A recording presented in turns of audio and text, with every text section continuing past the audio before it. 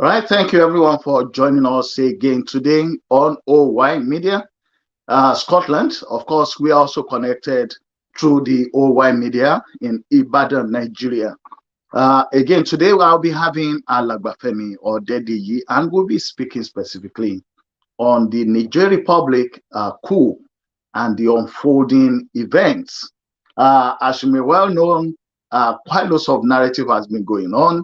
We've not had the opportunity to speak with Alagba Femi Odedeyi. Remember that Alagba Femi Odedeyi is the coordinator of the Yoruba Referendum Committee, and is right on today with us to talk about the Niger coup and, of course, the role of Nigeria, and being that the Yorubas are in Nigeria mainly, they are in other countries as well. And as someone that has been proposing for a restructured Nigeria based on the nationality. So whatever is happening in any part of Africa will obviously have an impact on the Yoruba, whether they are the Yoruba in Nigeria or the one in Togo or in other parts of the continent. So today I will be speaking with Alagba Femi Odedeyi, and we'll be discussing about what's been happening and some of the core or things that are actually on the ground in the Niger Republic narrative, beyond what some media houses have been are reporting, and of course what bloggers have been reporting in order to attract traffic. Like someone says that we have lots of platform today for us to divulge information, but also because of people wanting to attract traffic onto their sites, we have many narratives going on of the same situation. So today, I will be speaking with Alagba Femi Odedeyi on the Niger Republic, the part that is being played by ECOWAS, and of course, what impact or what roles is falling on Nigeria as part of ECOWAS. So you are most welcome to the program today, Alagba Femi Odedeyi. Thank you very much. Thank you. And yeah, it's been a while, and things have happened since the last time we were on air, and very interesting things. And I think the school in Niger will actually or should open our eyes to the realities that we face, despite all the noise about many bloggers and misinformation and disinformation that is going around. So thank you, and I hope we'll have a very fruitful discussion today, as usual. All right, thank you very much for that, Alagba Femi Odedeyi. I want to start off from what I consider to be basic. Then we can go into the other part. And what I consider to be basic from the view of a media house is actually the narrative about Nigeria versus Niger. I mean, what is happening now? Is it Nigeria versus Niger, or is it ECOWAS versus Niger? What is ECOWAS versus Niger? That's the situation. But what is happening in the Nigerian media is actually a continuation of the 2023 elections. Right. Where most of the media are opposed to Tinubu's emergence as president. So anything that happens that affects Nigeria or that Nigeria is involved in is always looked at through the prism of Tinubu's presidency, which is very wrong and which is a disservice to the peoples of Nigeria. Why did I say that? This is not the first time ECOWAS will intervene in military coups in West Africa.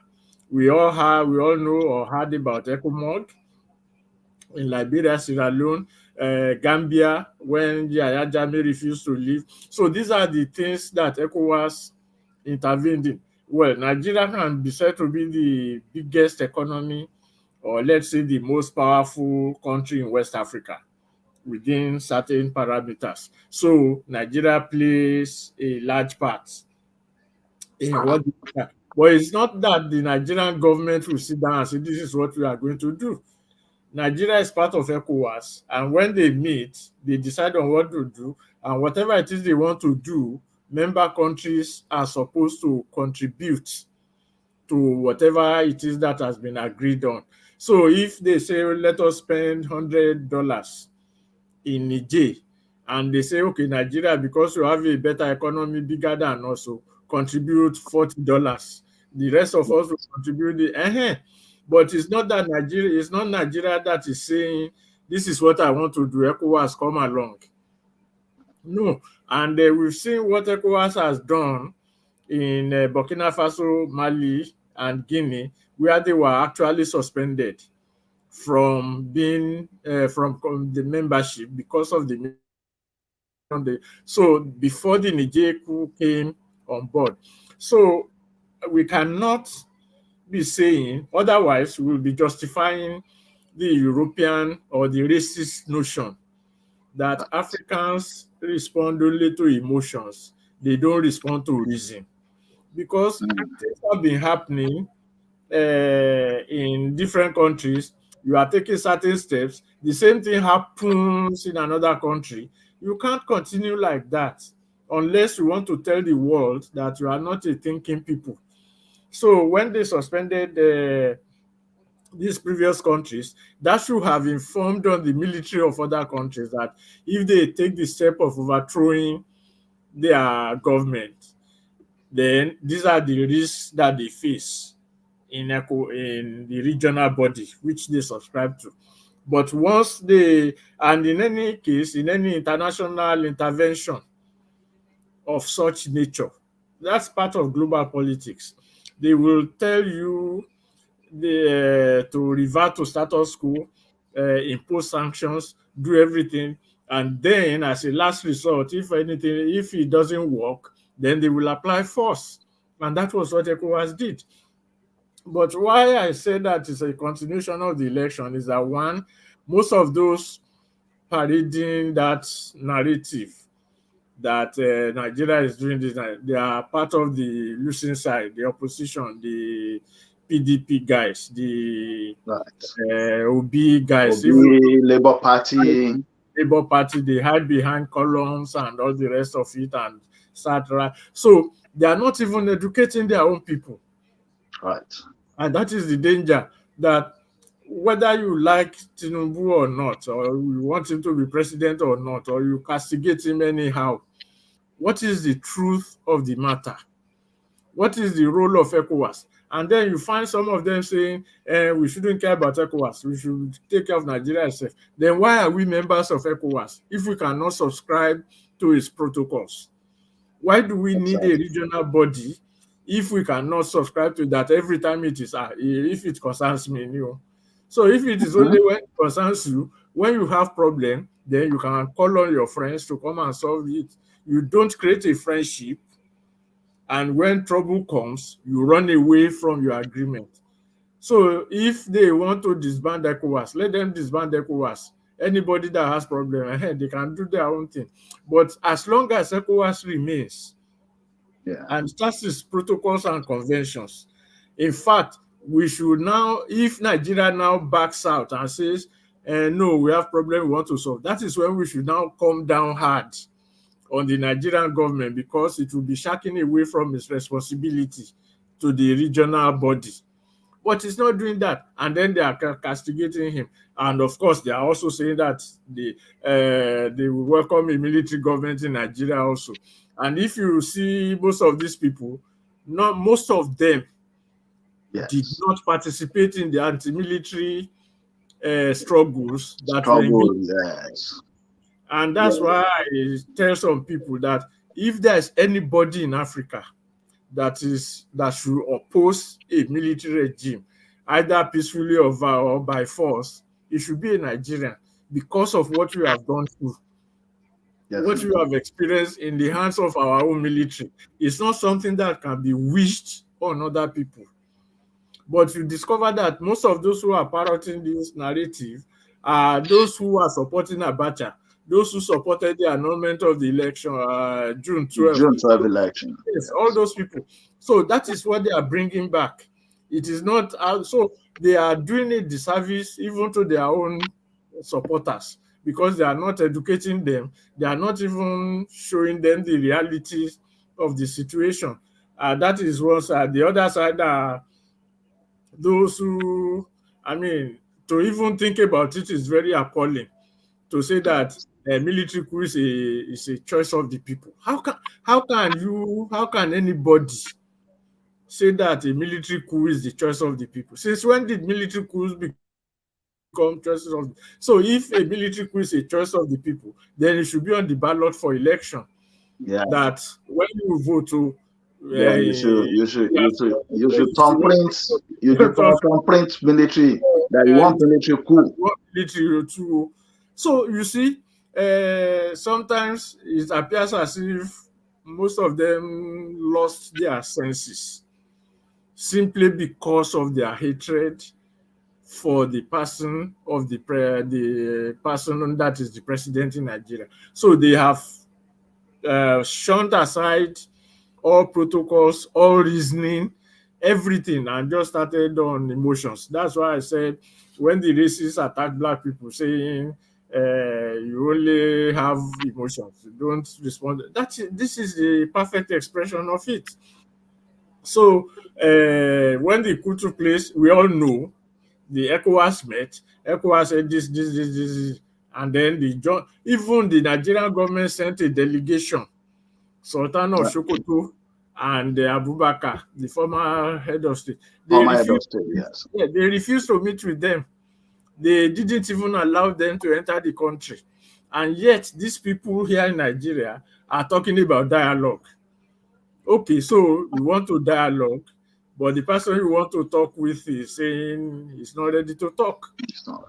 Yeah, even though now they are now saying they are ready to talk, after some other people have intervened and so after the sanctions and everything, they are now walking back, and then they want to apologize to Abubakar and Sultan of Sokoto and all kinds of stuff like that. But in Right. the initial period, they refused. Then these are Right. people who have someone, their former president, as the human shield, using him as a hostage. Well, I mean, it was quite. I mean, Yes, if the report was right, yeah. where there was claim that they said if the military They, engaged them, that they they will will kill kill him. the Yeah. president. I mean, is uh, So these are the kind of people you are dealing with, that they will not hesitate to commit such acts of egregious murder. So beyond that, those in Nigeria now, then you started hearing stories. The people in Niger, they are our brothers. yes, we are coming to that.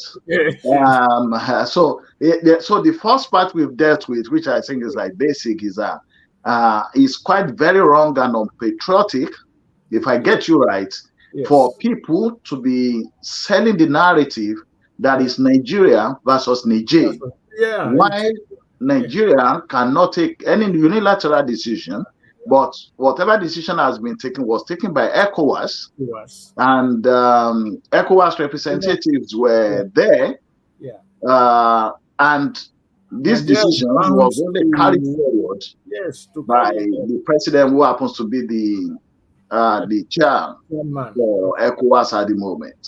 Yes. Even Thank if you very he's much. not the chairman, let's even assume, I mean, just even if Nigeria is not the chairman of ECOWAS, and ECOWAS met and took such a decision, Decision, Nigeria is yes, bound to follow through with it. That is what exactly. normal people do. That is normal in international relations. You don't Okay, have a regional bloc with its own protocols and conventions being violated by a member, and then you start castigating your own president for following through on the resolutions. It doesn't make any sense. Right. So, and they have not made any sense. That's why everything is scattering. Yeah. No. All right. Thank you very much. So we've resolved the first part, and Yeah. it's just for people to know that it's unpatriotic Yeah. for such narrative that is Nigeria versus Niger, whatever may have been the relationship between the two countries. It's ECOWAS, and is a mandate of the ECOWAS and the decision of the ECOWAS, which is a 15 nation members, to take things forward in the manner which they decided. Now, the second part of the question is this. We all saw the resolution, where they were to engage with the junta in Niger Republic through dialogue, and with an option of military engagement as the last resort. That is, if all dialogue failed. But over time, what has been right out there by probably the same people selling the narrative of Nigeria versus Niger, they all were also selling the narrative about war. Nigeria is going to war. Nigeria is going to war. When actually military engagement is meant to be as a last resort when all other options have been explored and exhausted. Would you consider that is still the same orientation of the backside of the 2023 elections, and these people are just pushing everything to pull Nigeria down just because President Bola Ahmed Tinubu is the president? Yes, that's it. That's the bottom line. That's the bottom line. They are just looking for any excuse, not only to disparage, but actually to pull the country down. That's why some of them were even calling for the Nigerian military to take over the government. Some of them were saying that. That's why there are all kinds of excuses to make sure that for one reason or the other, and I will go into that probably later if I still remember, why are they so much afraid of Tinubu and becoming president? Yes. So everything they are doing is simply to bring the country down, simply because they lost the election. Because even if they had won the election, either Atiku or Obi had become president, they will still be in ECOWAS. Exactly. And if the thing happens in Niger as it happens, they will still have to take a decision. Well, they might not say, let them go, no problem. But I'm sure they won't, because they themselves will be looking at their own backyard. That if they allow a military coup in Niger, will it then not it could spread right to other. They will take the same positions. And they are not going to be telling us that ECOWAS is not our business. You have a problem to solve at home. They will not be saying that. So, like I said, it's a normal thing in international relations when things like that happen. You lay down the conditions. We are going to meet, we are going to do this, we are going to do this. If everything fails, then we will deploy the kind of force. And the Niger situation is even in a peculiar situation. Why? Because Niger is the border between, let's say, West Africa, the rest of us, let's say Nigeria, and Libya, where they told us that arms were flowing from. So it is in the interest of those of us in the coastal West Africa to ensure that there is no crisis in that place, so that it allow, so all these things are there. And then you start wondering whether some of these political leaders and opinion makers, whether they even had any modicum of education. Sorry to use that language. Right. Because what they are doing, like I said, instead of educating the people, regardless of their opposition to Tinubu's government, to allow us to have an understanding of international relations. And that was what happened in 1963 when OAU was about to be formed. So you have some countries, Ghana, Mali, Guinea, and some. They call them the Casablanca Group. Then you have Nigeria, Liberia, and some other countries. They call them the Monrovia Group. Yeah. Okay, so the Nkrumah Group in the Casablanca and Nigeria in the Monrovia. Monrovia. I think they have another one called Libreville Group or something. So, it was the height of independence. And then they said, okay, let's form Organization for African Unity so that we can be united in our actions and, blah, blah, blah. And the Nkrumah people were saying, look, Africa's boundaries are artificial, that you have many people of the same stock, the same ethnic group in different countries. So let us remove that artificiality so that we can all operate as one. Nigeria was one of the countries, in fact, the leading country that objected to it. That said, no, we must leave the boundaries intact. This and this and this and this and that. That was Tafawa Balewa at that time. So, but to make sure that the union was formed, the Nkrumah group and stuff, they now compromised. And then they say, okay, let us leave the boundaries intact, but let us form the OAU. So they formed the OAU. But what happened to the OAU itself that was formed on that basis, that did not look at the reality on ground before it became the African Union, where it's almost, I think there was in circulation a few days ago about, I think, was it Museveni of Uganda, lamenting that NATO ordered them back from somewhere. They are just a powerless talk shop. It was China that built the OAU secretariat in Addis Ababa. They couldn't even construct their own secretariat. I'm talking about the African Union. So this is the same thing they want to bring to ECOWAS by these Nigerian modern-day Tafawa Balewas, so that when they cripple ECOWAS, then anything goes in the region. And that is what they are trying to do. That is what they are trying to achieve. And all because they rightfully lost an election. So I will just say that Nigerians should thank God that they lost. Because the implication of their victory with what has happened in Niger in 5 or 10 years' time, that is when the implications will really dawn on us, that West Africa will just become a wasteland. That is what they are doing. So it's part of it. And they are not even they are not even done with it. In fact, some of them, like Obasanjo, for example, they were the ones talking about an interim government and all that. In this moment, they are now even approaching the churches again to go and make their preaching that the election they should make something about correct. Here was a man who was responsible single-handedly for all the wrong things elections have become in Nigeria, still pontificating about election on a church pulpit.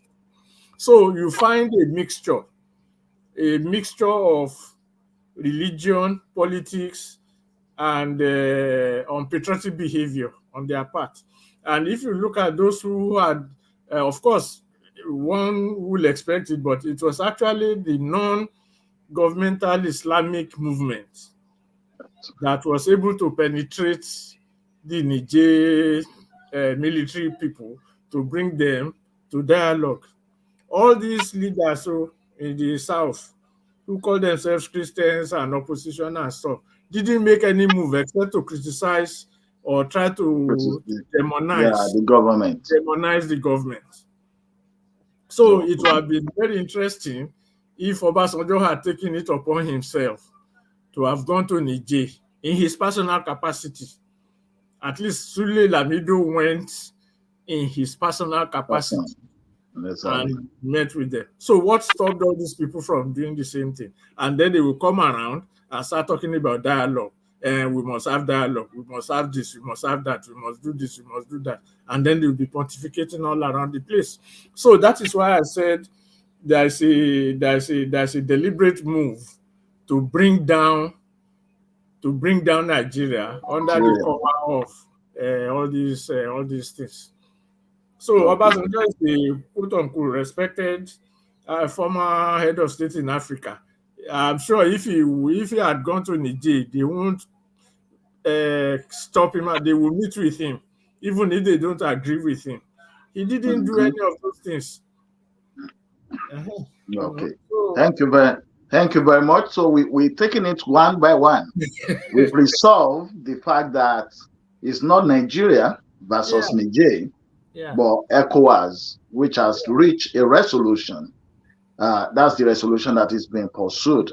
And of course, the second part is what the resolution is, yes, why most of these people we're talking about are just pushing the last bit right to the front yeah, because of what they want to do with that information. They yeah, want to raise the unsuspecting public against the government by pushing that Nigeria is going to war. wow, While in the actual resolution is dialogue, and after that has failed, then to consider the option of military engagement. Thank you very much, sir. Now let's move to the third one.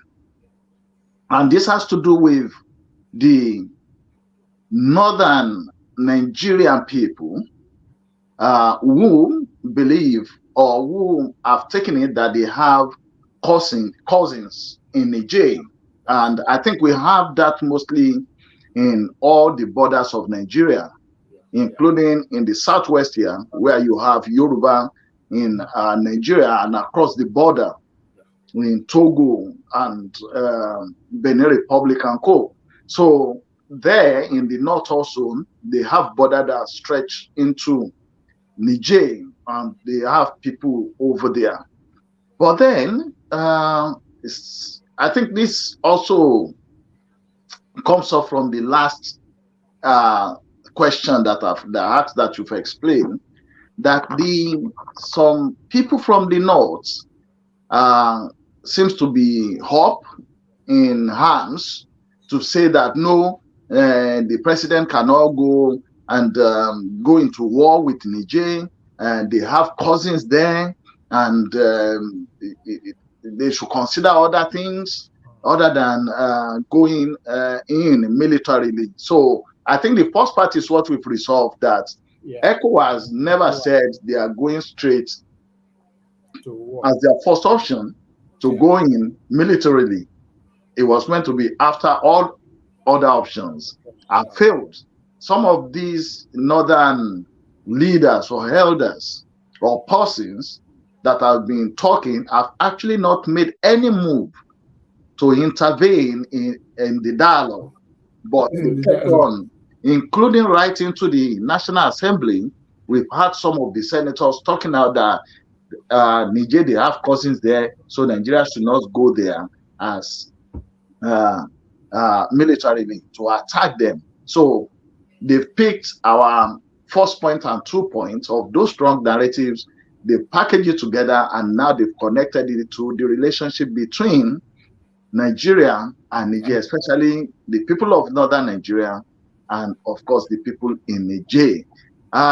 Do you consider this to be uh, a sort of a strategy for the North? Because people that are talking now seems to be not just only people that are in Labour Party or PDP. I think we've had some yeah, couple of OPC yeah. politicians from the North also talking about this thing. Not So do you think this one is a strategy, and do we have a sort of historical record of something like this happening in the past? in the past. It's a if I call it a strategy, then it will mean towards what end? Right. Now, I won't call it a strategy. I would just call it again part of the response to the even coming from the APC senators in the north, that it is part of what we call the national question in Nigeria. Right. In other words, that is, we are just, when those who are talking about Yoruba nation, this and that, they were saying that amalgamation is this and that, and they will use amalgamation.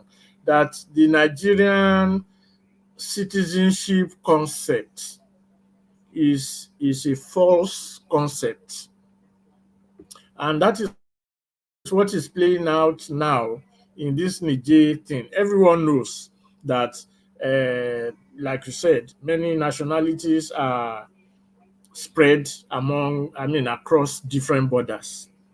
But the central question is this: if you have your cousins in Niger, or the Yoruba have their cousins in Benin Republic, does that mean that when your cousin violates a protocol, it should not be sanctioned? That's a moral question, that's a cultural question, and that's also a political question. In other words, yes, we agree we have cousins all over the place. Now, when your cousin violates a rule from another country, then the next thing is to say, look, we don't sanction them. They are cousins. Why will you say that? Because such rules can also be violated in your own country and you will embrace it. In other words, the rules do not matter. So that's why I said I would not call it a strategy. I would just call it the manifestation of a reality that uh, kinship, that is cousins and brotherhood and all that, trumps, that is overcomes citizenship. That citizenship is not a matter of concern to them, it is the kinship. So the question we have to address is whether, what is the source of our citizenship? Is it the kinship, or is kinship derived from citizenship? That might sound a little bit deals, but that is the reality. So when they start saying, yeah, we need dialogue, don't punish them, don't do this, don't do that, don't even impose sanctions, don't do this. The question is, these people that are saying it have not come out to say that what they did in Niger was wrong, was not acceptable. No, they never said that. Only they are only concerned about the responses to the wrong that was done in Niger. They are not condemning the act itself, and that is very important. So, as to whether it has happened before in this manner, I'm not sure.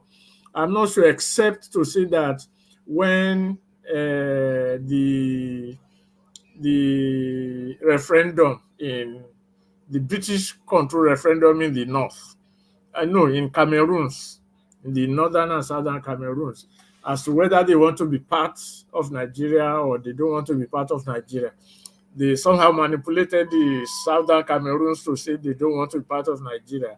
And then the north, which is now what we know as Adamawa, and the other states, voted to be part of Nigeria. That's how Nigeria became that expansive. But when it comes to using Nigeria, using the power of the Nigerian state to promote their ethnic interests, because the situation in Niger is so recent, I'm not sure if there had been any historical, you can fill me in on that, if there's any historical detail to that. But what we are seeing is using, placing the ethnic interest above what they call the national interest, which, if we accept that we are ethnic nations, If we accept that, there's no problem. Then the question will be, how do we become citizens of a new country? But these same people are the ones that is from the north, that are the ones that will be saying, no, we should not look at what they call tribalism.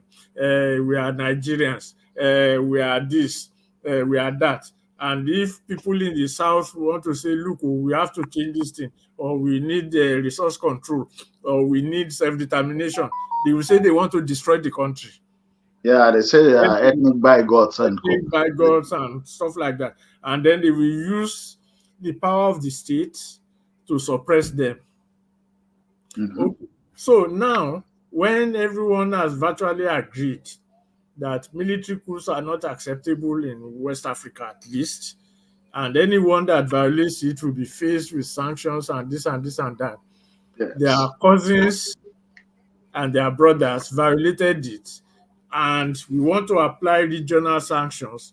And then they started saying, no, it's not possible. It's not this, it's not that, blah, blah, blah. So that means they are not comfortable with the position they find themselves, even in West Africa. So it's a question of either they want to continue to dominate the narrative and the politics, or let everything scatter. But because they have someone they can hang, they can demonize in Nigeria, which is Tinubu, Yeah. based on the election. They now try to avoid being seen as ethnic chauvinists, which is what they are. But so when we look at it from that perspective, you discover that in a sense they are making the question of restructuring in Nigeria easier, even if they are not expressing it in that manner, Yeah. because it is now very clear that everybody, blood is thicker than water. Let me put Sure. it that way. Blood is thicker than water. Yes, now the Kanuri, the Hausa, the Fulani in the north are saying their blood with their kin in Niger is thicker than whatever anybody says. Okay, and we are not arguing with them on that. So if blood is thicker than water, then let blood, the same type of blood, let them come together, and then let everybody find their way. So it's an eye opener. That's what I would call it. I won't want to label it as a strategy, because well, the only strategy that they want to employ is how to take over power in Nigeria. Okay. And they have been doing that with all the condemnation of Tinubu and all that and all that. But it's a it's a it's an acceptance that of a reality they can no longer deny. Because like I said, even if there is a strategy, there's always a morality behind the strategy. That is, Yeah. why are you pursuing that strategy? So if what they are saying is that, well, we can meet at ECOWAS, so ECOWAS can write anything it wants to write to, it's not applicable when it is violated, then what is the point in writing it down? Yes. So that is the first question. So the second question now is, if you in the north can claim your brotherhood with your people in Niger, then those of us in the south or anywhere else can also claim brotherhood with our people across borders, Yeah. which Sure. again, which again now brings up the question: why do we have borders? Or that type Right. of borders among brothers? So why do we have borders among brothers under such circumstances? So that with the borders, and it goes back to the 1963 experience I mentioned about the Yeah. artificiality of the borders. So Mhm. if the borders are not between brothers, but between different people, then certain things can be set aside. Like we do in Nigeria now, we say, but in the north they do this, this, this, this, this. In the Yoruba people, we don't do that. We do, Right. If there are such borders, that's a different thing. But if there's it's like the border between Osun State, the Gomina in Osun State, and the Gomina in Kwara State, it doesn't make any sense. So if the Exactly. Gomina in Osun State are now saying, if the Gomina in Kwara State did something bad, and the Gomina in Osun State are saying, look, we don't touch them, they are our brothers, then Yeah. there's a problem with morality and political Very. morality also. But if it is a problem like this, say the Fulani herdsmen and the Yoruba farmers, there are two cultural differences. Yes. Borders can be drawn. We do this here, we don't accept this here. We do this here, we don't do it that there. It can, so that is what this thing has brought about. That what we are running away from is what they themselves are now expressing. Because if anything, they should be the ones to be in the forefront of applying sanctions against Niger for the military coup. So that's why I said it is not a strategy for them. It's just their political reality in such a manner that even if it happens in Nigeria, they will welcome military rule regardless of the source, because all Right. they want is just to maintain the status quo like it is, and they can do anything they want to do. And by implication, ECOWAS will suffer for it, because if the Yeah, J gets definitely. away with it by whatever means, what stops other countries from following suit Yeah. and even Yeah. inviting foreign soldiers to come and defend To come themselves? and take over. Yeah. So that is the danger. That is the danger in the positions they have taken. Right. Uh, and maybe when we get there, but like you said, from them, maybe they saw the danger. They took private initiatives to go Mm-hmm. to the day and then try to get them to see reason and this and that. We can discuss that later.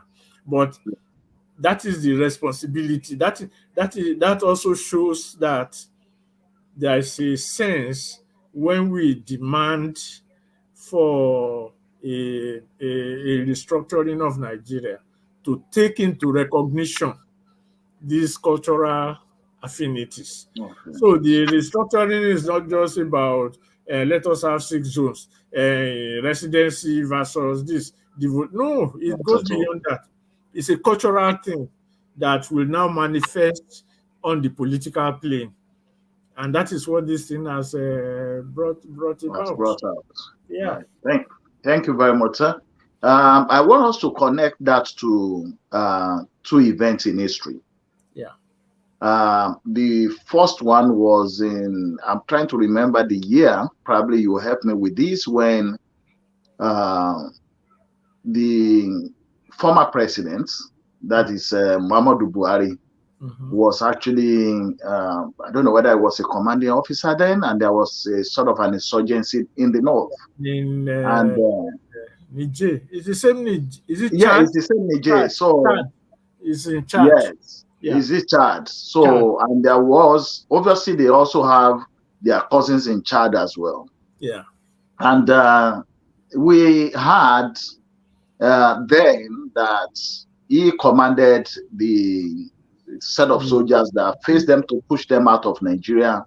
Yeah. And he even went beyond the boundaries of Nigeria, Yeah. right into Chad, Yeah. until he was called back by Yeah. the president then, which is Shagari. Alhaji Shehu Shagari. Mhm. So we're looking at if such action could be taken, even stepping right into the soil of their Yeah. cousin, so to say, for that engagement. What will have been, I mean, why is it different now? That is the first one. Keep that one in mind, sir. Okay. The second one is during the government of Dr. Goodluck Jonathan, Mhm. especially in the wee days, the we is a Scotland slang. In the wee days of Boko Haram, when it was reported and confirmed that some northern elders or leaders went to the United States to hold meetings, claiming that the attack by the Nigerian soldiers to flush out the Boko Haram members or terrorists from Nigeria, that they were killing their children. And it was at the backdrop of this that the United States stopped selling weapons to Nigeria. And within that short period, there was a surge and a massive spread of Boko Haram in the northern part of Nigeria. Now, that's now coming back to what's happening now, in them saying that, I mean, the people in Niger, whatever they've done, they are their cousin, and Nigeria should not engage them militarily. So if you connect the incidents I've mentioned that happened during former President Goodluck Jonathan and what happened far back, I don't know whether it's 70. I think it's 81 or 82. Around 81 or during the presidency of Shagari. Yes. Because those are two contrasts. Yeah. Where Buhari then, as an officer, had to push them back right into their boundaries. And he was not talking whether they were cousins or brothers or whatever. And now, what happened during the presidency of Goodluck Jonathan, where the North was practically protecting whoever has become members of Boko Haram to the extent of blocking the sales of what is needed to fight that terrorism at that time. Yeah. And then now connecting it to what we have now, where they don't want an ECOWAS mandate to be carried out because they have cousins on the other side. Yeah. It's quite contrasting, but I don't know whether you can help us to pick the mindset of the North. It's still the same. It's still the same thing. You know, those two examples initially were like, okay, the Buhari thing was like an invasion. I think an invasion by some groups from Chad and all that. And yes, extremists, Islamic extremists. And of course, we know the Boko Haram terrorists. But you see, both instances and this one, the connection is that in the previous instances, the first instance, the Shagari instance, they were in control of Nigeria. Okay. And was faced, of course, they themselves knew that if the terrorists take over Nigeria, probably some of them will probably lose their lives because those ones will not look at whether they are cousins or not. They will just take over the country. So, but the North was in control of Nigeria at that time. So they used the control of Nigeria to do anything and impose any narrative that they want. Like you said, they could have said, you these people, we are brothers now. Why are you fighting us? Let us sit down and talk these things over. They didn't do that. They fought them.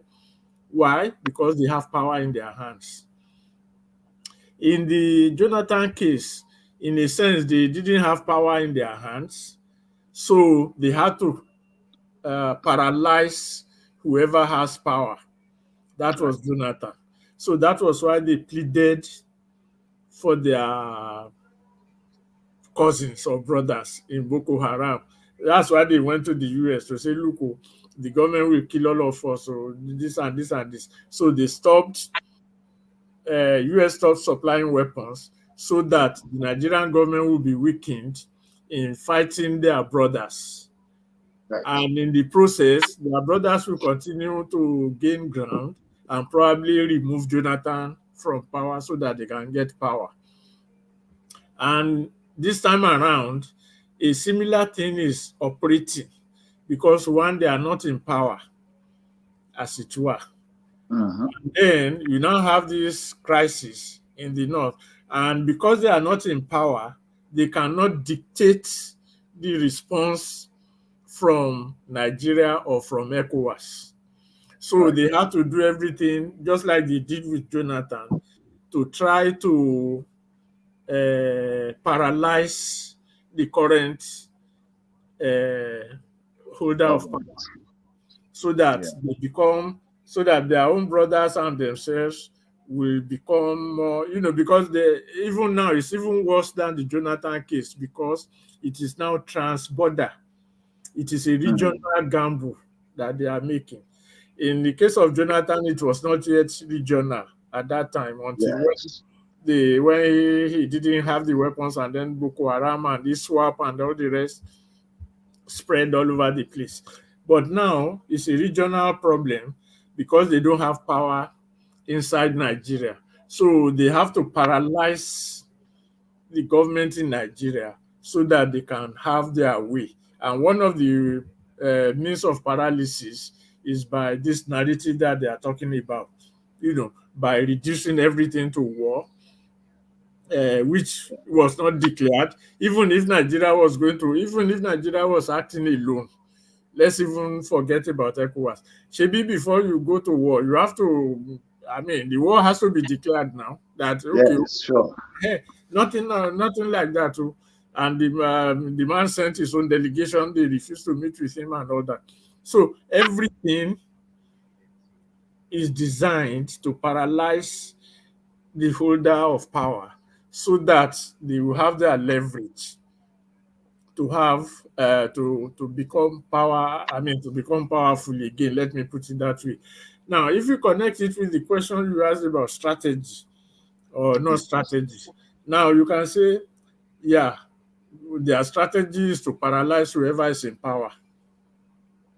But you see, the thing is, that is always the strategy of any opposition. I mean, when you are in opposition, you want to paralyze whoever is in power so that you can get power. That is the nature of politics. Right. But in this case, it's not just a question of opposition politics. It's a question of what I would call a friend of mine used to call balance of power, balance of forces Mm. in the Mhm. country, balance of power. That is, the groups, the nationalities in Nigeria, there's an imbalance in their power relations. And we all know it. We say, and the Fulani are controlling Nigeria, they are controlling the military, so they have higher access to power than the Right. rest of Than the the rest of us. nationalities. So there's an imbalance. So what they are doing is to try to regain the initiative, to the upper hand, not just in the presidency, but in the power relations in Nigeria. So that's why I deviated a little bit by not calling it a strategy. Because ordinarily, if you are in the opposition party, of course, you want to see the end of the party in power. So you will do all kinds of things to make sure Yep. that you rubbish them. But this is more than that. It's not just a question of getting rid of Tinubu as president.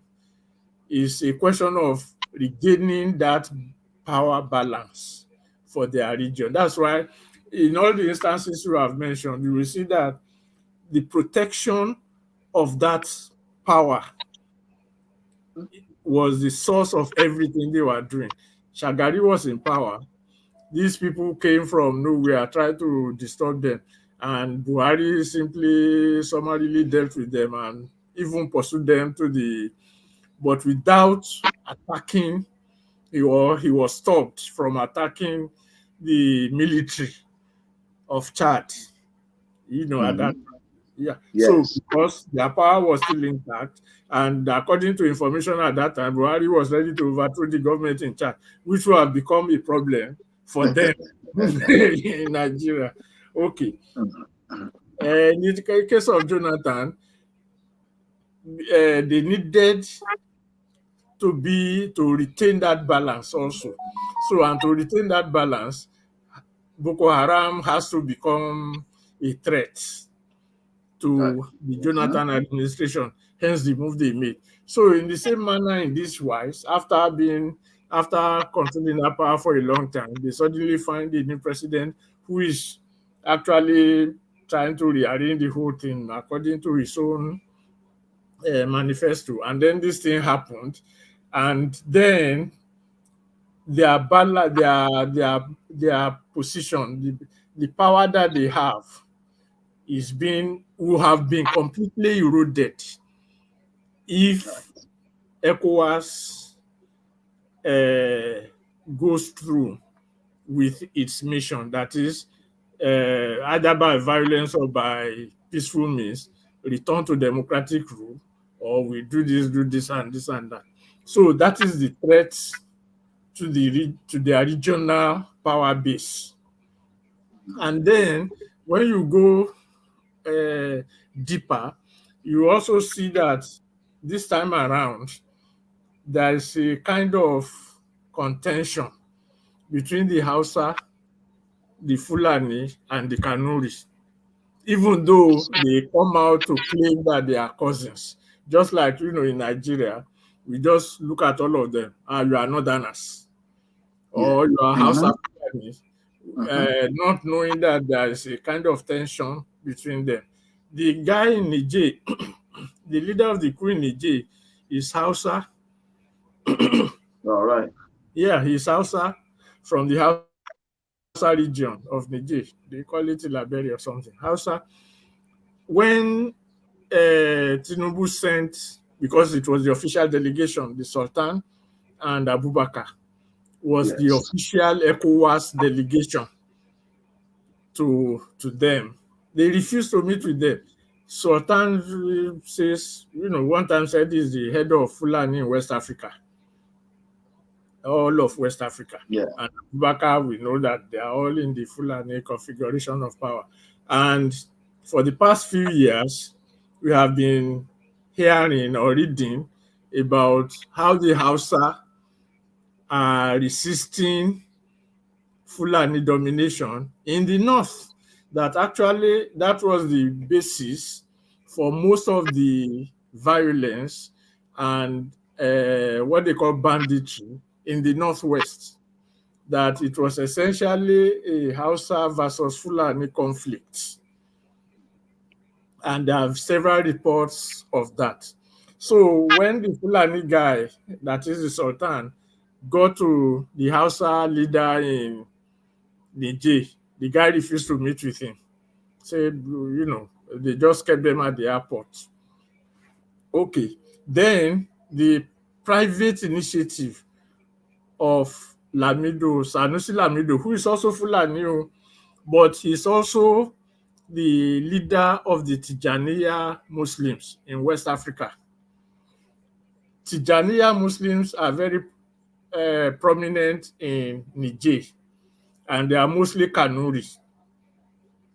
Then he linked up with another sultan in Niger, the Sultan of Tamaram or somewhere, who is also Kanuri. Now, this, what we call a quote-unquote Kanuri delegation, were welcomed by the military, and they had their discussion, and they came back and then reported to the chairman of ECOWAS, even though it was a private delegation. So when you look at it from that perspective, you will see the kind of, so when these people in the north start talking about our brothers, our cousins, and this and this and this and that, they don't talk about that seeming contradiction within them as to Hausa, Fulani, Kanuri, because all they are seeking is that retention of that regional uh, power base that makes them superior, at least in Nigeria. Having the advantage in the balance of power in Nigeria. So if they can keep that fiction that they have a superior advantage, then they will be able to maintain that superiority in the balance of power in Nigeria, and then they will be able to dictate whatever it is that is happening. And in order to do that, they may need to even neutralize ECOWAS itself, because as long as ECOWAS exists, then the conventions and the protocols must also exist, and it must be adhered to. So that's the connection I can see between those two examples and these ones, What we and have now. yeah, Mm. what we have now. And it will now make sense to them if, because the opposition to Tinubu coming from the south, that is the political opposition, the regular opposition now, Right. Yeah. PDP, Obi, and all the rest, and then combined with Tinubu has removed subsidy, he has done this, he has done that. So if the military now steps in, as they were calling on the military to step in, what that will do is simply to restore the advantage that they have in the balance of forces equation, Over. balance of power equation in Nigeria, so that Okay. then whoever they now choose to be president or whoever will now be there, but they will have regained that. And because they have succeeded in changing the political equation in Nigeria, they and their brothers will now become the dominant power in West Africa. So Okay. that's the progression, that's the connection, Wait. which Buhari might have achieved if probably he had attacked Chad at that time and overthrown the government, and then maybe that is when we should have been maybe their brothers. So, Right. Thank you very much for that.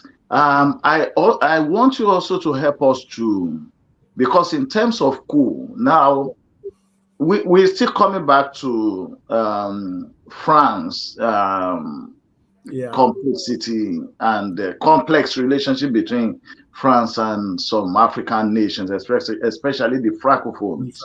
But the coup, why ECOWAS or why we should stand against coup? I think one of the reasons is that when coup starts, it spreads. yeah, And I believe that we have a sort of a history of things happening like that before in the maybe 50s or 40s, right to the 60s. Is this something that you can lead us into? I mean, now coup started and then it starts spreading across Africa, which I believe is one of the things that ECOWAS is trying he's to trying to discourage. That if we allow this, then then other things just start going on like that, and they will know that there's nothing that is going to happen. going to happen. Yeah, of course. At that time, actually, in the 60s, that was the period of independence. Yes. When most of these countries got their independence, and then the most troublesome countries. Actually, the coup started in what one can call the most troublesome countries for the colonial powers. So, and there was no regional or continental body that can even impose anything or even intervene, because each one was on its own. So when you have I think it was in 1963, in Togo by Nigeria side, because the guy was not amenable to French pressure. I think his name was Sylvanus Olympio, I think. Yeah, Olympio. And, in the former French colonies, the difference between the French and the British colonial systems was that in the French colonies, they turn you to be French. They call it assimilation. So everything about you is Frenchified. You are French. You are neither African nor Yoruba nor Togolese nor this. You are just French. And in the process, we have actually had many Africans from French colonies who are represented in the French parliament. Senghor and I think the guy in Ivory Coast, they were examples. They will be elected from the colony as representatives of France in the French assembly. They are Africans, but they will be representing France in the French parliament. Wow. So you have all those things. And then their military, of course, if it happens to civilians, you know what the military will be. So their militaries are just an extension of they have a military group in France called the Foreign Legion. These are people that were trained to be fighting wars outside France. In the British system, on the other hand, although I mean we were all brought up to be British, in name, speaking, and that, but it doesn't remove the cultural essence. Maybe because our earlier leaders fought against it or whatever, but as a British colonial person, you still relish in your cultural existence. You are Yoruba, you are this, you are that, you are Nigerian. And then you go to London and you start talking about West African Students Union. We are going to send the British out of Nigeria. We are going to be doing this. And then you have the Pan-Africanist movement in the US that also fueled it, which was not the case in France, even though many of the independent movement who are also thinkers, intellectuals, and stuff were also from the French colony. So, but that assimilation was so total that you hardly find them thinking as Africans. So when of course, the independence movement after the Second World War and all that, so everybody started demanding independence. So in Togo, this guy Olympio, who was the prime minister of Togo, was trying to walk back that assimilation. And one sergeant, that was Eyadema, just went and this guy ran away. The prime minister ran away from his residence to the American embassy for help. They refused to open the gates for him. So he was killed right in front of the American embassy in Lomé at that time. So once that one succeeded in Togo, then the troublemakers, I call them troublemakers to colonialism, you now find it spreading. Now, it's not even a question of French alone at that time. It was all because all the colonial armies, they were all colonial armies. They were trained to represent the colonial power by suppressing the African, they call them natives.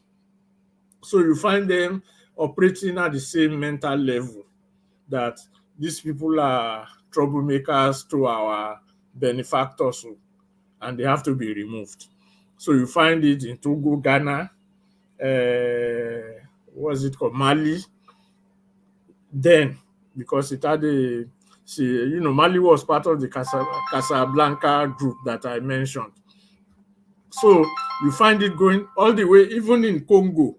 The Congo example, where Obasanjo and Agui Ironsi and all the rest of them, they went there on a peacekeeping mission in the Congo. It's the same thing, although Congo was colonized by Belgium, but they saw Lumumba as a troublemaker, and they didn't even allow him to spend more than how many days in office before he was killed by the colonial forces. So, but at that time, there was no regional or continental body that would have stepped in to say, yes or no. So they had a field day at that time. And because they had of course, what happened in Nigeria. And because they had a field day, they were able to create the political template for future governments in Africa. So all the governments that came after them, that is the elected governments, that is if they did not start killing themselves, so because they do that. When they take over power, another group will want to take over power. So they created a template for administration, for the civilian administration. So any civilian administration that came in usually comes in under such a template. And because of that, you find no difference actually between the civilian administration and the military administration that preceded it. So it now closed the door for what I call, troublemakers, political troublemakers to colonial rule. So, but I believe that self-preservation plays a part at this time. That, by the time the military was in power in most of West Africa, the major powers, Nigeria, I think Mali, Ghana, that was when they formed ECOWAS. Actually, it was a carbon copy of, at that time they called it the EEC, European Economic Community, which has now become the European Union, and Brexit and all the rest. So it was designed as the West African component of the European Economic Community. And in the process, of course, like I said, when the military coup occurs, within the military itself, there will be power struggle for whatever dimension.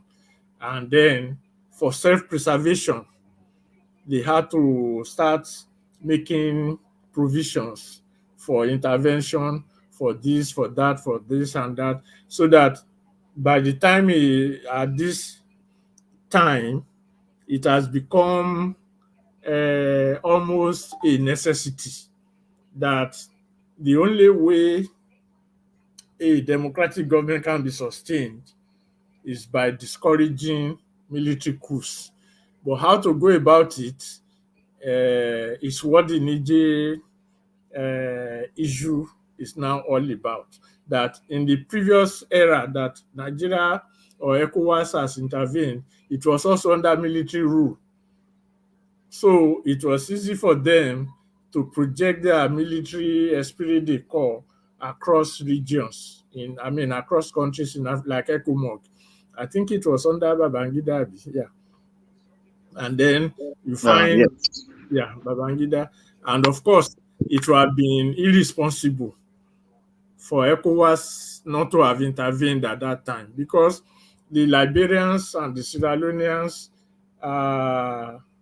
who went through that period are still suffering its effects today.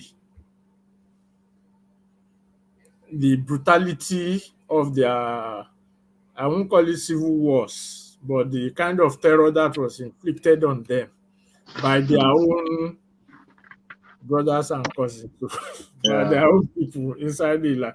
Yeah, so it would have been inhuman not to have intervened at that time. But it provided the template. That's why when these people are now talking about brotherhood and cousinhood and all that, it makes it annoying. And that's why I said, if there's any group of people in Africa or even in the world that will oppose military coup, it should be a Nigerian, because of what we have experienced. But apparently history played no part in this cousinhood and brotherhood system. All they are concerned about is that power, that advantage in that balance of power. Okay. Yeah. Thank you. Thank you very much. Because of our time, let's quickly move to France. Even some people that have been against using the instrument of coup to take over government in Africa seems to sort of veering towards anything that will stop the influence of France in Africa, especially the Francophone countries. And we've seen that while most of these countries are very rich in minerals, in fact, all African countries are rich in mineral resources, but we still see abject poverty. And people believe that the politicians do not have enough capacity to take on France. So at the end of the day, whoever is elected as the president end up being a stooge of France, whether by commission, by acceptance, or by being threatened. You did mention about some of the other leaders in the past, like Patrice Lumumba, and others that wants to actually carry out reforms, they end up being assassinated. So people now seems to be saying that, I mean, okay, if it's the military that can actually break, whether they can do it or not, but some seems to be saying, well, yeah, just anything that can just cut off um, France influence. I don't think it's even just only influence, because we heard that France is actually keeping some countries' money as their reserve, that they have to keep it in France, and it's only France that can allow them to use part of their money. And people felt that even international organizations like the United Nations, despite all their epistles about human rights and equality, that they seem to just turn blind eye to what France is doing in these African countries. So how do we balance dealing with France and retain democracy in Africa? Yeah, very simple. It's very simple if only people are going to allow themselves to see. Okay, we accuse France of all these things. They are true. All the French money, the French former French colonies in West Africa, they are safer and all that, are kept in the French central bank, and it is the central bank that controls their monetary policies, and Yeah. that actually they have almost absolute control over the resources and all that and all that. They are true, but let's look at it. I mentioned Togo and of course Yes. Mali, and these countries were poor, colonized, and all that with this French thing. So the military in Togo overthrew the civilian government with these conditions in place. So that military did not do anything about it. The same thing in Mali. The military did not do anything about it. So when the military overthrew the first set of post-independence leaders and did not do anything about it, what is the guarantee that the new military will do something about it? And the answer is also there. The new militaries in Guinea, Burkina Faso, Mali, and probably Niger, what did they do? They moved away from the frying pan of France into the fire of Russia. So that's why I said it's very simple if we allow ourselves to see the real picture. That you don't decolonize by moving away from one foreign colonizer to another foreign colonizer, because that's what it is. So the problem is not in the viciousness. It is there, like I said, the viciousness perpetrated by France, because again, for two other reasons. One, the independence movement, like I said earlier, you have a lot of French influence in the independence. Even Senghor, Leopold Senghor of Senegal, who was the first post-independence president of Senegal, and a member of the French parliament before becoming president, and the Frenchified African to the core. So he's a conservative African politician, but he was also an active member of that movement they call Negritude, which was a form of African resistance to French colonial rule. And who are some of the prominent members of this movement? You have Aimé Césaire, especially from the French colonies in the Caribbean.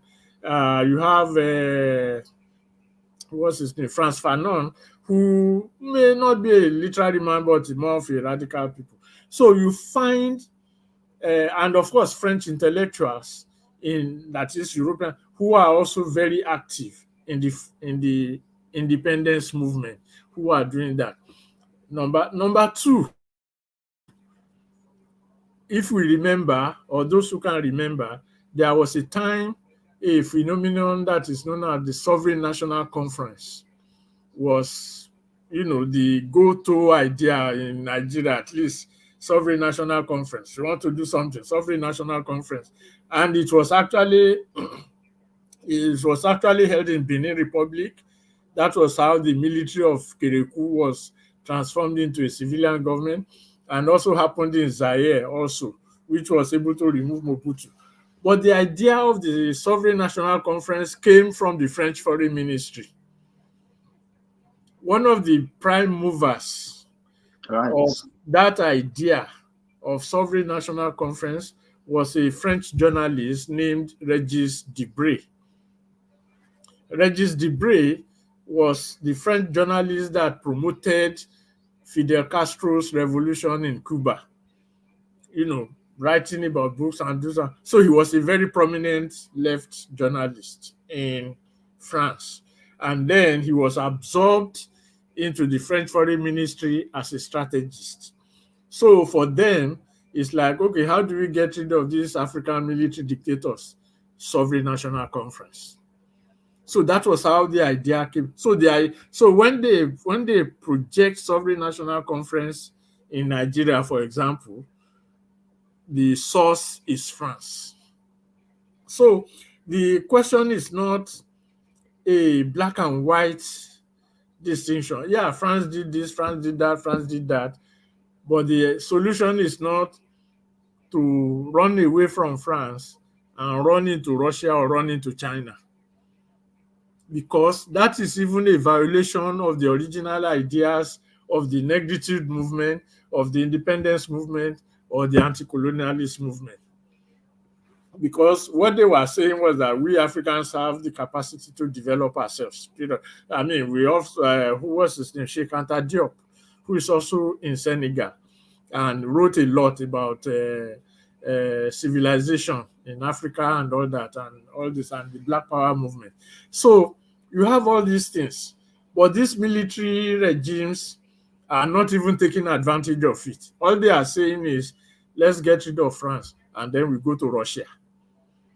That is number one. Number two, during the anti-colonial movements and stuff, and we are talking about African developments and all that, the example I always use, and not because it's Yoruba or I'm Yoruba, is Awolowo, Chief Obafemi Awolowo.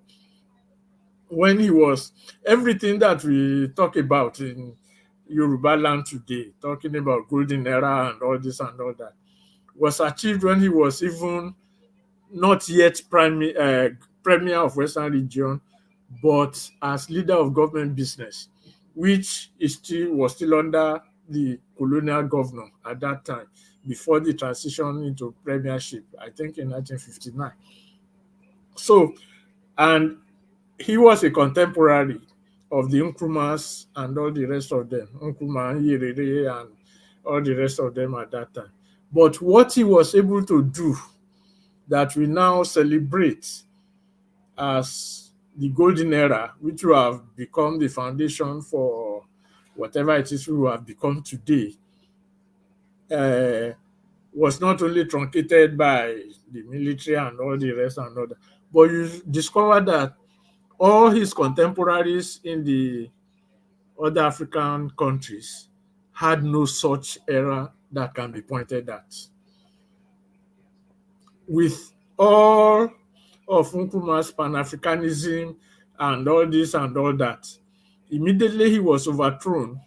Everything that he did and stood for or was doing was just rubbish. And it took a Rawlings to even recognize Nkrumah again in Ghana. And of course, Tanzania, we don't even hear about Nyerere anymore.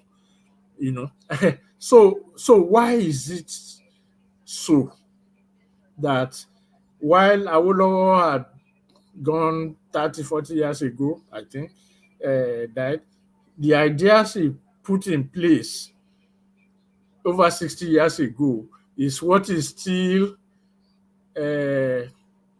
serving as a source of strength for the Yoruba today? So that means there is something that he did that allowed it to be like that. And that thing can not be anything else but the cultural emancipation of his people. In other words, all the economic golden era, the political golden era, and all that was because he recognized Yoruba people as, uh, I won't say a sovereign entity, as a nation. Let me put it that way. And everything, and because of that, he also recognized other nationalities and stuff like that. So the beneficiaries, who are the Yoruba people, saw themselves in those programs. So anyone can stand up in Yoruba land and say, okay, I'm your political leader. I want to be a political leader. And what am I going to do for you? I will follow the footsteps of this guy. Why? Because of the results that we have and the importance it has in us. You don't find that in other African communities that I mentioned, because most of them went over the heads of their nationalities. And Right. that was what colonialism wanted to achieve, that you are nobody, you are just an African by the color of your skin, your cultural, social values are irrelevant, so you have to replace it with American or European or French or German social values. So because you have lost that essence, you are neither, that was, I'm now trying to paraphrase Franz Fanon, you are neither European nor African. You are just dangling. But I will not change that you are Yoruba, you are African, and you are a human being. And that is the essence. So when these military people, either, what France is doing to Africa is very small, is very minute compared to what it did to Haiti as a colony. And Haiti was the first, it's a black country with slaves and all that, but the slaves in Haiti overthrew their French colonial masters in a, they call it the Haitian Revolution at that time. This was almost over 200 years ago, when the world was still in turmoil. But they did it, they achieved it. But they got punished for it by the colonial powers, France, US, and all the rest, and they are still suffering the effects till today. So that's why I said what France is doing in West Africa is even minute compared to what it did in Haiti.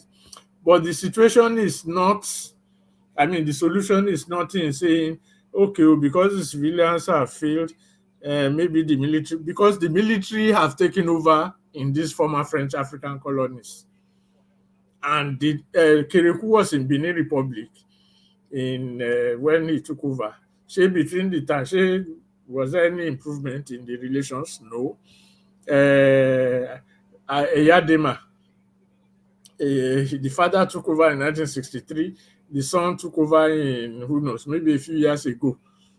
No difference. These are military. So Burkina Faso, when after some military thing, even Sankara that came and started talking about all kinds of stuff, was killed midway by his own deputy, and still the same thing. Mali, and then so the question is not a dichotomy between the military and the civilian, because in all respects, even Nigeria that we are talking about, we passed through military rule on broken military rule for 9 years. What did we get out of it? So that's already not. So the question is in the ideas and the mentality and the consciousness that is fueling what we want to achieve.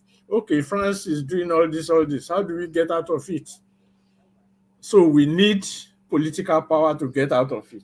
We need economic power to get out of it. So how do we get the economic power and the political power? That was why I used the Sovereign National Conference as a reference. So at that Right. time, we used Sovereign National Conference. Let's do this, let's do that. But that alone it's not even sufficient. So what is sufficient is what is happening now, that as long as you have all these African nationalities gathered together, the Yoruba will say, put in Ago, Adia, and everybody together in the Yeah. same, in the same, because in Europe itself, all the nationalities in Europe also have to make a demarcation between themselves. That's why you have all these African and European countries Yes. in their nation state. So when they say nation state, that is, the state itself is a reflection of the nation. That is the nationality that makes it up. That's why you have the English, and that's why you Scottish are trying to run away Spot. from Yeah. it and all that. So you have all the, so until we do that, and that's where the balance of forces issue that was referenced earlier in terms of this brotherhood of the Coupists in Niger is bringing about, that when we relate with each other on the basis of a false paradigm, our sovereignty is not because of our cultural and social values, is in spite of it. That is, regardless of who you are a Nigerian. And because of Yes. that, you tend to protect and project your cultural values to be over that sovereignty. That is what the northern people are doing, that their blood is thicker than the water Brother. of sovereignty. Right. Eh, that is what it is. So until we reverse it, that yes, in biological or chemical terms, blood may be thicker than water, but in political terms, sovereignty must be conditioned by our cultural existence. So Yeah. when we resolve it, then we will know what values to place on resources, material resources, what values to place on human resources, that you need to develop your human resources in order to be able to control your natural resources. And what do you need to do to place value on your human resources, and all this and all that. All this will now play out in that process. So it's not a question of maybe the military that because they have done it, and there is no most of the There's not current any difference. military, so most of the current military people in the French African countries today were even not born when their initial military coups took place. So, and they are behaving as if they even have no clue as to where they are going. Otherwise, they won't be jumping from France and we don't speak French again. We want to start speaking Russian. What kind of nonsense is that? So, They are not actually looking at their own no, identities as no. their nationality identities. Yeah, Mm, yeah. great. Thank you very much for that brilliant assessment. Like because of our time again, Yeah. but then I don't think we can leave this till another 2 weeks. Let's talk about Nigeria, the economy. Yeah. There have been lots of complaints. Obviously, subsidy has been removed, although everybody agreed that subsidy is a fraud. So, but it's been removed, and we have increase in prices of fuel. I believe, and I think this is just my personal view, that there's no way there will be a reform. Will be reforming, and then there will not be some reactions, especially even market reactions Yeah. when there's a reform. In the United Kingdom here, there's a way the Bank of England regulates the economy. There are times they will push up the interest rates in order to balance the monies within the circulations. And then I think after a few months and that is sorted, then they will take it down again. Now in Nigeria, as expected, once subsidies removed, we know that there will be a reaction from the market. But it seems that the people are not getting it. They want to still be having the same benefit, the same enjoyment, without wanting to sacrifice any of their comforts, despite pushing the government to deal with corruption in that environment. But good enough, we've had people, including the former finance minister during the Dr. Goodluck Jonathan era as president, that is Dr. Well, Okonjo-Iweala, who also went to see the president, and they talk about what could be done to alleviate the suffering of the people while those reforms are ongoing. We know that the president assumed leadership in May uh, June. I mean, we can say June because he came in of May. at the end of May. Yeah, So we have June and July. So he's only spent 2 months, and people are expecting miracles. yeah. But then beyond that, could there be something that could have been done differently? Um, to the extent that probably the way things are now would not have happened this way.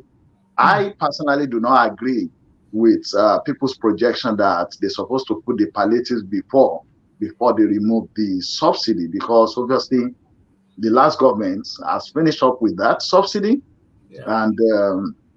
and the I believe the subsidy also is paid in arrears.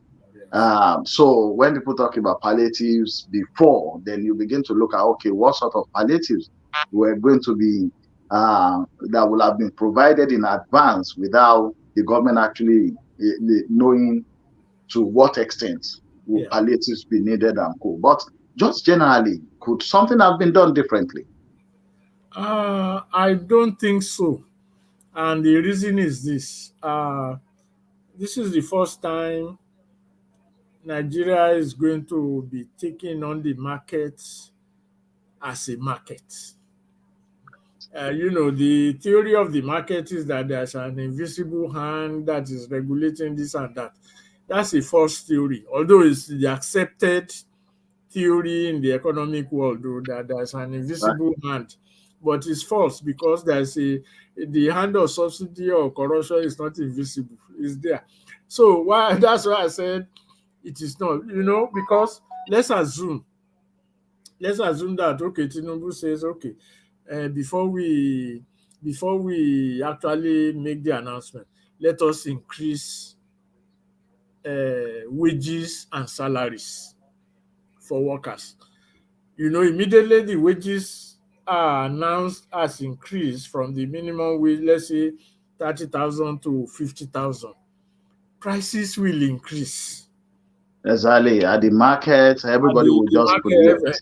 So if they increase the wages and prices increase, by the time they remove the subsidy, prices will also increase. Because anytime money goes into the pocket of the people via government intervention, prices increase. So it would have probably even been worse if they had announced pre-removal palliatives, as they call it, because immediately the thing is removed, it will also lead to. So that is why I said the theory about invisible hand is a false theory, because you have an economy that has no whose products are not current. Okay, this is what I mean by not current. Let's take oil, the gasoline, for example. So it's not that there is a 3 month reserve somewhere that if you so that for the next 3 months you are not going to be importing oil. I mean, you are not going to be importing gasoline, so that when you now say you have removed subsidy, you have enough gasoline to push into the market that will now mediate the pricing. So it doesn't exist. There's no cash reserves in your foreign balance of payments that can be used to regulate the inflow and outflow of foreign currency that will now affect the rate of exchange.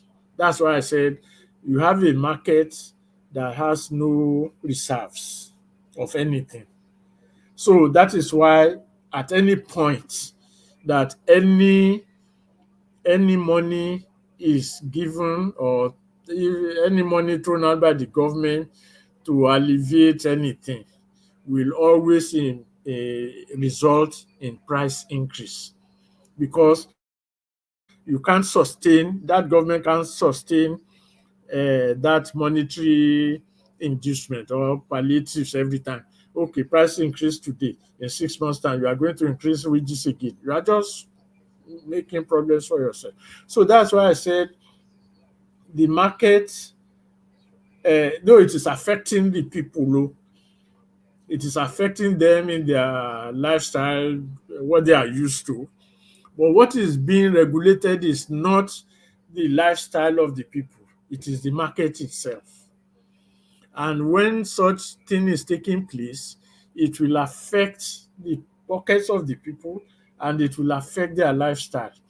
But you see, that is where, again, the question of education, information, or misinformation and disinformation comes in.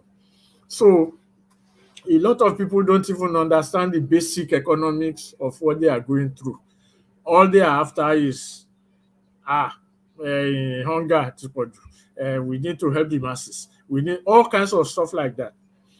So, and when we talk about, and then they will say, but in China, in this, in that. If you look at the West, for example, like you use the example of UK or even here in the US, and using oil as an example, even when prices of oil increases in the international market, and it affects the prices of gasoline at the pump, what do? At least here in the US, sometimes they release their reserves to cushion it or go for tax breaks to the consumers. So from the instead of paying so much tax at the pump, you reduce your pay so that the price at the pump will be reduced. And that's so there's a way, and they can only do that because supplies keep coming in. Because if you don't have gas to sell in your gas station, what is the point in reducing the taxes you are going to pay? But because the supply is continuous, so when the issue of payments and stuff comes in, and then you say instead of paying 50 pence on tax, pay 20 cents or whatever it is, because you have something to pay it on. It's not the case in Nigeria. So when they use some of these examples, they forget that what we are going through, or what the foundation that is being laid, is what ought to have been laid several years ago, so that if there is no product to sell in the market, no invisible hand can regulate anything. It simply is not there. So, but because we have been so used to, it was Gowon who said again, the military regime, the problem is not money, but how to spend it. So anything, because Nigeria was awash with money and this and this and this and this and this. So everything just increase price, increase salaries. And that's why you have the labor people. The only thing they are always fighting for is, we are increase It's salary, salary increase. increase this, increase that. So these things go through. Now, whether they now succeed in pushing it through or Right. not is another matter entirely. But because whether he succeeds or not, let's say even assume that after 4 years, nothing changes. Whoever succeeds in will still have to come to face it. And the problem, and this is what we are hoping, that the problem is not just economic, it is Yeah. also political. Because Mm. a lot of things go into even the market itself. say, for example, even the structure of the country, we keep repeating it. We don't need a two-chamber, all the things we have, you know, Yeah, and we have said it on this program several times. We don't even need full-time legislatures. exactly. So, and those who don't want to be there, if they can't, they will stay in their job. Those who can afford will go there. So it will even reduce the spending on elections. And so all these things also have their psychological impact on the people.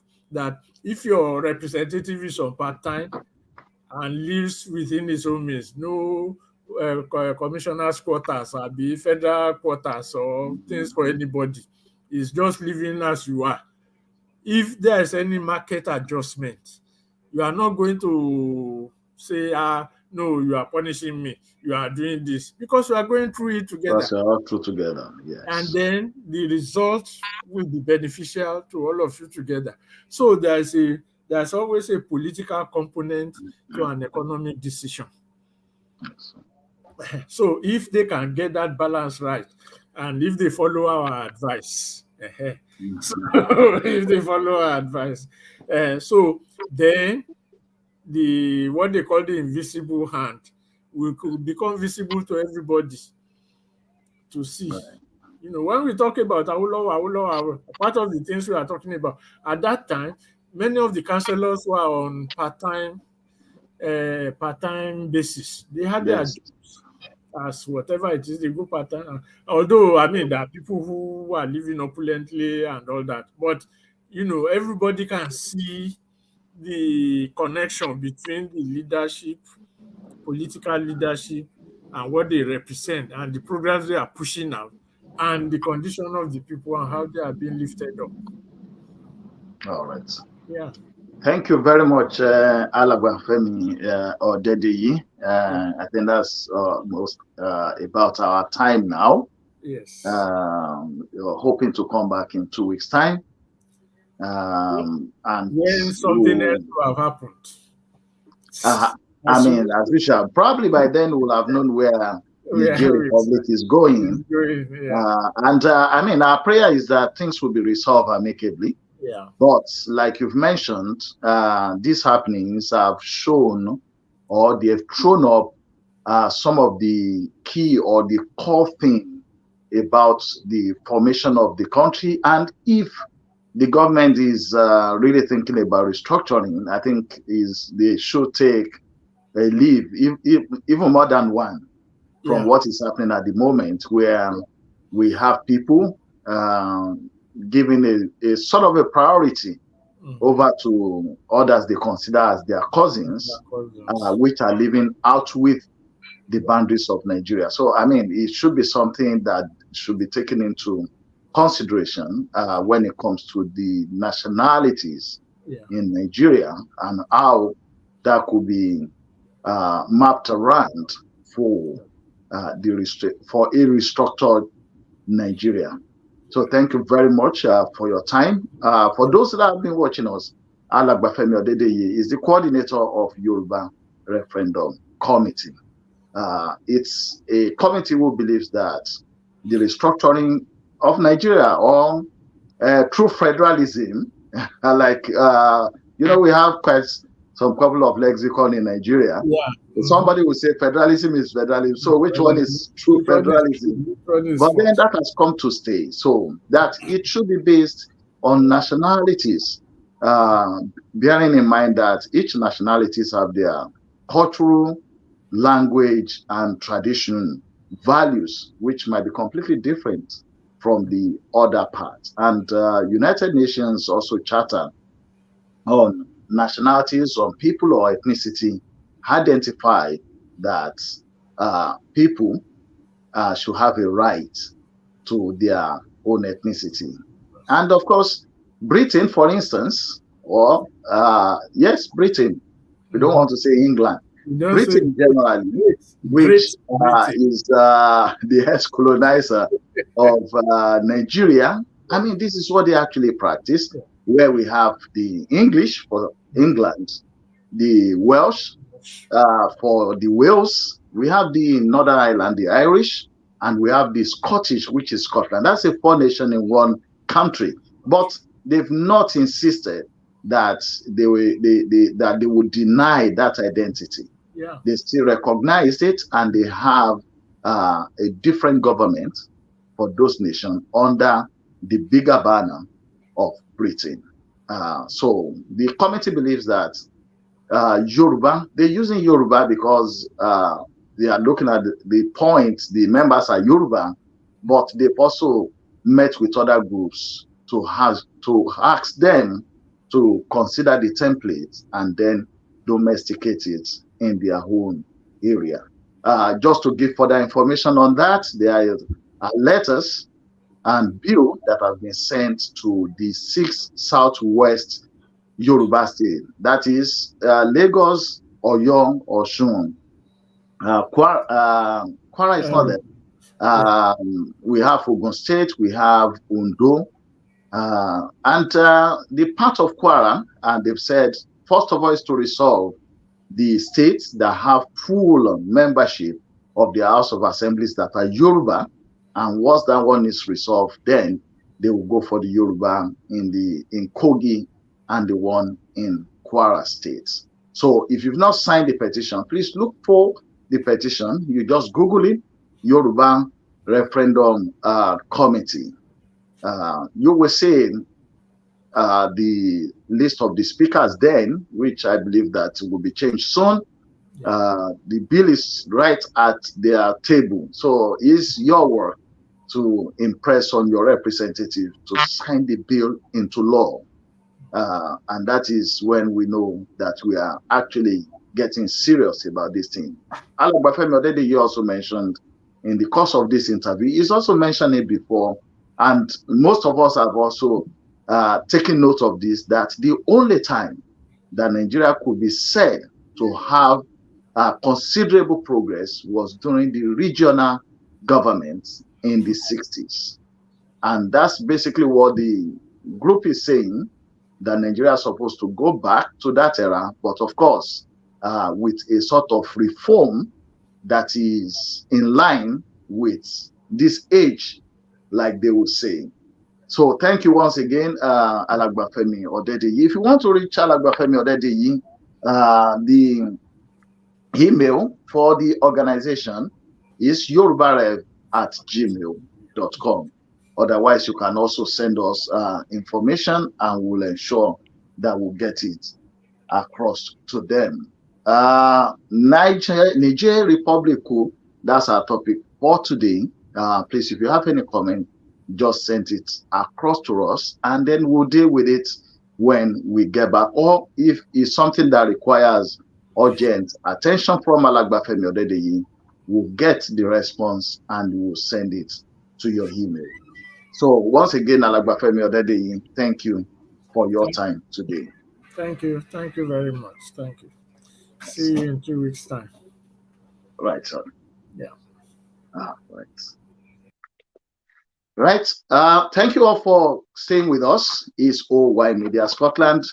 Please join us in 2 weeks' time when Alagba Femi Odedeyi will be right back here to talk more about what is happening and what is unfolding, and of course, to give us more information about what the organization is doing, especially in progressing the bill that is before the 6 Southwest states houses of assembly, and of course, engagement with the presidency.